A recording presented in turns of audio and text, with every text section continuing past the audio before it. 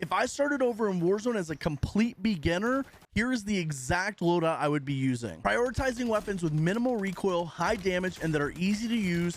I'm going to give you a full loadout, perks included, that'll have you improving in Warzone every time you play. And I know you're asking, what should I use and how should I build it? First, let's start you off with an AR. Long range, easy to control, high damage output. This Holger 5.56 is the perfect AR to start off your Warzone journey. It doesn't have a lot of recoil, so most of the attachments are adding damage range. Here's the build, and feel free to use whatever optic you like, but I like the Jack glassless optic or the Nydard Model 23. Next is the best SMG for new players. With ultra low recoil, the Striker is super easy to handle, and it packs a punch for your close range fights. Not only does it have good damage, but it has really good speed, so you can start learning how to use movement in your fights. Here's the build with the Zem 35 compensated flash hider to remove all visual recoil. Make sure you use knives for resurgence to finish your downs, or Semtex and thermites for big map. And then for your non-lethals on resurgence, you want to use stims if you're an aggressive player, and smokes if you're a defensive player. And if you play big map, you pretty much always need smokes for rotations. And these are the absolute best perks for Warzone. Mountaineer allows you to drop off of buildings without having to pull your parachute. Double time increases your sprint duration, allowing you to be faster for longer periods of time. Tempered makes it so you only need to put in 2 plates to get back to full health rather than 3. And Flex perk makes it so you don't trigger ground explosives like claymores and bouncing betties and cluster mines,